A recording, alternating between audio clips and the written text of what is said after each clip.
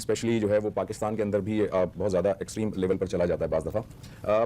کچھ لوگوں سے انٹینشنلی اور ان انٹینشنلی کچھ مذہب کی توہین کے کچھ الفاظ وہ ادا کر دیتے ہیں. اگر کوئی شخص توہین کرتا ہے، قرآن کے خلاف بات کرتا ہے، حکومت کے خلاف بات کرتا ہے، اگر انجانے میں کرتا ہے، نیت اس کی اچھی ہے تو کوئی اس کو گناہ نہیں. السلام علیکم دوستوں، آج کی ویڈیو میں آپ دیکھیں گے کہ ڈاکٹر ذاکر نائک آپ جانتے ہوں گے انٹرنیشنل لیول کے اوپر دین و تبلیغ کا کام کرتے ہیں، لیکن افسوس کی بات ہے جو ہمارے تعصبانہ دین کے جو لوگ ہیں، جو بریلوی علماء کرام ہیں، وہ ان کو گستاخ رسول ڈکلیئر کرتے ہیں. آپ کو پتہ ہے کہ پاکستان کے اندر فرقہ واریت اس قدر پھیل چکی ہے کہ میں عاشق رسول ہوں اور دوسرے مکاتب فکر کے علماء کو کہتے ہیں کہ یہ گستاخ رسول ہے، اور انجینئر صاحب کو تو کہتے ہیں گستاخ رسول. ڈاکٹر ذاکر نائک صاحب جو ہیں ان سے انٹرویو کیا، ڈاکٹر ذاکر نائک صاحب سے یہ پوچھا گیا کہ پاکستان کے اندر اس قسم کے بہت زیادہ کیسز ہیں، کسی بندے کے منہ سے انجانے میں اس قسم کے الفاظ جو ہیں اس کے منہ سے نکل جاتے ہیں یا پھر قرآن پاک کی توہین ہو جاتی ہے، تو اس حوالے سے آپ کا کیا point of view? Doctor Zakir Naik صاحب جو ہیں انہوں نے بہت ہی اچھی بات کی اور سیم وہی بات کی جو انجینئر صاحب جو ہیں وہ کرتے ہیں. پاکستان کے اندر ایسے تعصبانہ دین کے علماء کرام موجود ہیں جو کیا کرتے ہیں کہ لوگوں کے اوپر گستاخی کے الزامات لگاتے ہیں، گستاخی کے فتوے جو ہیں وہ شائع کرتے ہیں اور لوگوں کی زندگیاں جو ہیں وہ خطرے میں ڈالتے ہیں.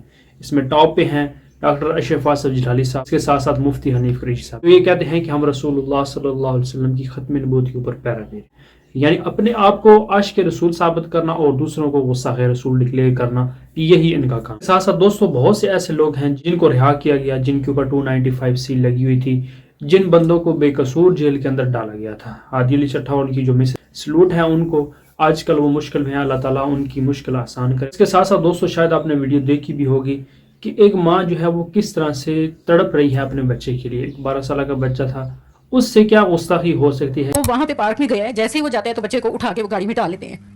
اب مجھے نہیں پتا تھا، عصر سے مغرب سے عشاء ہو جاتی ہے. میں جب تھک ہار کے ایک پارک سے دوسرے پارک میں، گلیوں میں، مارکیٹ میں جب اپنے بچے کو ڈھونڈتی ہوں، میرا بچہ نہیں ملتا، میں گھر آ جاتی ہوں. پھر ان نون نمبر سے مجھے کال آتی ہے، آپ کا بچہ ہمارے پاس ہے، اس نے توہین مذہب کی ہے. تو میں کہتی ہوں یہ کون سا مذہب ہوتا ہے، کون سا الزام ہے یہ؟ تو وہ کہتے ہیں کہ آپ کے بچے نے یہ کیا ہے، مطلب مذہب توہین کیا ہے. تو میں کہتی ہوں انہیں، میں منت کرتی ہوں فون پہ، اللہ کا واسطہ ہے، خدا رسول کا واسطہ ہے، ہم ایسے نہیں ہیں، مسلمان گھرانے سے ہم تعلق رکھتے ہیں، میرا بچہ مسلمان فیملی میں پیدا ہوا ہے، میرے بچے نے ایسے نہیں کیا، اللہ رسول کا واسطہ ہے، میرے بچے کو چھوڑ دیں. پھر ہم کسی کو کہہ کے میں اسے کہتی ہوں کہ مجھے اچھا صبح اپنے بچے کو ملنے دیں، میرا بچہ چھوٹا ہے، یہ تو مر جائے گا، آج رات یہ بھائی رہا تو اسے کچھ ہو جائے گا. تو پھر انہوں نے مجھے وہاں پہ بلایا. میں نے جب اپنے بچے کے چہرے کی طرف دیکھا، مجھے اندازہ ہو گیا رات کو اس کے ساتھ کیا ہوا ہے. میرا بچہ جو چھوٹا ہے، میرے جو اس کا فیوچر تباہ ہوا. دیکھ لیں. پھر بھی مفتی حنیف قریشی صاحب یہ کہتے ہیں کہ انجینئر صاحب جو بات کرتے ہیں کہ جیلوں کے اندر بے قصور لوگ پڑے ہوئے ہیں، انجینئر صاحب جھوٹ بولتے ہیں. بہت ہی شرم کا مقام ہے لوگوں کے لیے جو یہ کہتے ہیں اس طرح کے معاملات نہیں ہوتے. اسپیکر صاحب، بہت سارے بچوں کا future is at stake. WhatsApp پہ، اسنیپ چیٹ پہ، انسٹا پہ ان کو لنک آتی ہے اور اس لنک کو جیسے ہی وہ کلک کرتے ہیں، وہ بلاسفیمی میں یا مختلف ایسی چیزیں جو اینٹی اسٹیٹ ہوں، وہ جب آپ کھولتے ہیں، جس نے آپ کو بھیجا ہوتا ہے، اس بیس پہ جب آپ کوئی بھی اس کو رسپونڈ کرتا ہے، یہ میں ایک باپ کی کہانی آپ کو بتا رہا ہوں اور I hope minister concern will take it very seriously.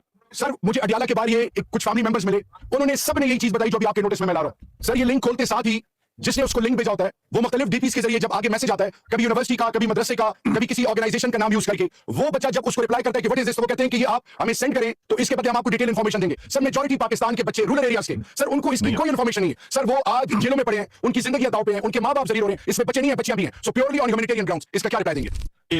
بالکل ٹھیک بات ہے سر. یہ پورا ایک مافیا ہے جو لوگوں کو بلیک میل کرنے کے لیے یہ ٹیکٹک استعمال کرتا ہے، کیونکہ جب مذہبی معاملہ آ جاتا ہے تو بڑی چیزیں سینسٹیو ہو جاتی ہیں، اور یقیناً ہمارے جو آفیسرز ہیں یا اسی طرح جو ججز ہیں وہ ڈفرنٹ قسم کا پریشر جو ہے وہ آ جاتا ہے. یہ بالکل صحیح نشاندہی کی. اگر آپ مناسب سمجھے تو میں افریدی صاحب کو اس کا پوری جو ڈیٹیل اور جو ہم اس پہ کام کر رہے ہیں وہ میں ان کو ادا کروں گا. جی یعنی ان کو پتہ بھی ہے کہ اس طرح کی جو گینگ ہے وہ اس کا کام ہی یہ لوگوں کو ٹریپ کرنا، رقم کی ڈیمانڈ کرنا، رقم کی ڈیمانڈ اگر پوری نہ ہو تو پھر بعد میں ان کے اوپر 295 سی کٹوا دینا. تو 12 سال کا جو بچہ ہے وہ کیا غصہ ہی کر سکتا ہے کہ ان کا کام جب پورا نہیں ہوتا تو پھر یہ اس بندے کے اوپر 295 سی کٹوا دیتے ہیں. تو بہت سے دوستوں کیسز ہیں، بہت سی ایسی ویڈیوز ہیں جو میں آپ کے سامنے پروف کے طور پر رکھ بھی سکتا. دوستوں ابھی بھی بہت سے ایسے لوگ ہیں جن کے اوپر 295 سی لگی ہے، جو بیچارے جیلوں کے اندر پڑے ہوئے ہیں. ہمارا مقصد یہ ہے کہ ان کے حق میں آواز اٹھانا جو بیچارے جیلوں کے اندر بے قصور، جن کا کوئی قصور نہیں ہے، کوئی گستاخی نہیں کی. اور اس کے ساتھ ساتھ دوستوں مفتی حنیف قریشی صاحب جو ہیں آپ کو پتہ ہے کہ وہ تو کہتے ہیں کہ نہیں، ہم جو ہیں وہ سچے عاشق رسول ہیں اور دوسرے جو ہیں وہ تو ہیں گستاخ رسول.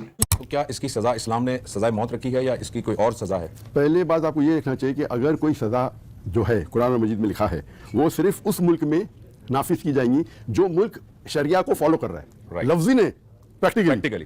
اگر ٹرولی شریعہ اس دیش میں ہے، اس ملک میں ہے، تو شریعتاً پہلا یہ جو कोई भी सजा नॉन मुस्लिम कंट्री में इख्तियार नहीं हुई। Non-Muslim में तो नहीं होगी। नॉन मुस्लिम में you have to follow the rule of the country, of the state, of the state of the country. Right. एक मुस्लिम मुल्क है जिसके अंदर शरिया नाफिज हो चुकी है, तो उसके अंदर क्या होता है, मिसाल के तौर पर मलेशिया, पूरी शरिया नहीं लेकिन शरिया काफ़ी हद तक है।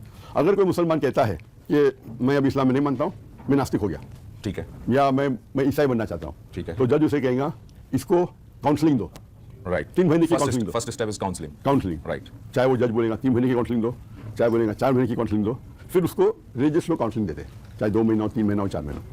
उसके बाद फिर से बोला नहीं मुझे अब भी बनने का है, तो जज बोलेगा फिर से काउंसलिंग दो। ये खैर पूरी दुनिया में मसला है, लेकिन स्पेशली जो है वो पाकिस्तान के अंदर भी बहुत ज़्यादा एक्सट्रीम लेवल पर चला जाता है बाज़ दफ़ा। कुछ लोगों से इंटेंशनली और अनइंटेंशनली कुछ मज़हब की तौहीन के कुछ अल्फाज वो अदा कर देते हैं, कभी तौहीन रिसालत हो जाता है, कभी कुरान के बारे में ऐसे अल्फाज बोल देते हैं।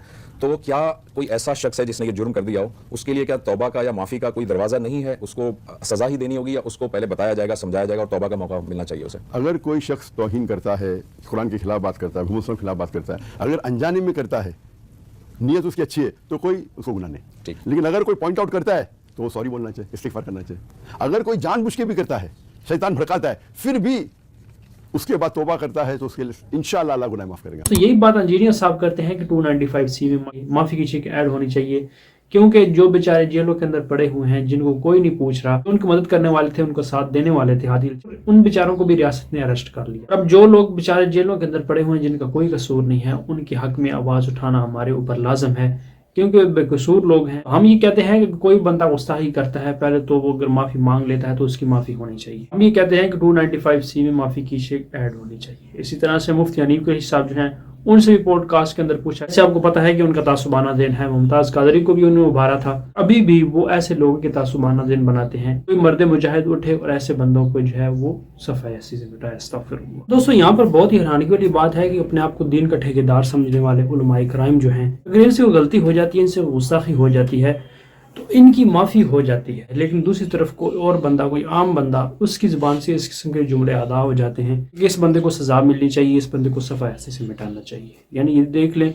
कि इन्होंने बदमाशी चलाई है पाकिस्तान के अंदर, अपने अलावा दूसरों को समझते गुस्ताख हैं और कहते हैं कि हम रसूलुल्लाह सल्लल्लाहु अलैहि वसल्लम की ख़त्म नबूवत के ऊपर पहरा थे। और दूसरी तरफ इनके बुजुर्गों ने जो अपने नामों के कलमे पढ़वाए, जो रसूलुल्लाह सल्लल्लाहु अलैहि वसल्लम की शान में गुस्ताखी की, उनकी ये तावीलें करते हैं और कहते हैं कि नहीं, हमारे बुजुर्ग जो हैं वो किसी ख़ास कैफियत में, पता नहीं कौन सी खास कैफियत थी जिस कैफियत के अंदर उन्होंने ये बकवासात दी हैं वो। दोस्तों, अल्हम्दुलिल्लाह अल्लाह ताला का शुक्र है, लाख लाख शुक्र है कि बहुत ज़्यादा चेंजिंग आ गई है। जिस तरह से मरीम नवाज साहिबा ने एक्शन लिया, तहरीक लब्बैक के जो फ़िरका परस्त उलमाए कराइम थे, जो अपने अलावा दूसरों को समझते गुस्ताख थे, उनकी तारीख के ऊपर पाबंदी लगी, यानी वो ही लोगों के तासुबाना दिन बनाते थे। और इसके बाद अब देख लें कि डॉक्टर शफा सब्जिलाली, इसके साथ साथ मुफ्ती हनीफ कुरैशी, ये जो उलमाए कराइम हैं, ये लोगों के तासुबाना दिन बनाते हैं। लेकिन अल्हम्दुलिल्लाह पहले से मामला जो हैं वो बेहतर हो रहे हैं। इस बारे से दोस्तों आपकी क्या राय है, कमेंट बॉक्स में ज़रूर बताइए।